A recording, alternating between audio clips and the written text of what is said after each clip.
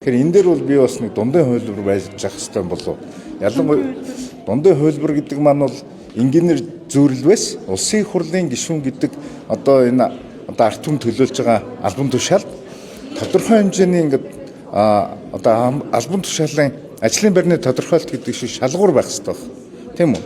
Жишээгээр аймаг дүүргийн ч гэдэг юм уу нийслэлийн төлөөлөгчөөр өмнө ядаж нэг удаа сонгогдсон байх ч гэдэг юм уу эсвэл төрийн албанд нэг багадаа нэг 2 жил ч юм уу тодорхой хугацаанд одоо мэдлэг чадвартай хүн сонгохгүй болохоор хэмбгаач байсан өнөөдөр намд татвар төлөөч гэдэг юм уу тодорхой хэмжээний ханд өгөөд тэгэл суулж жагсаалтар гişүүн болоод ороод ирэхээр зэрэг тэнд чинь нөгөө яа харахгүй туршлагын асуудал дутагдаад байгаа байхгүй юу?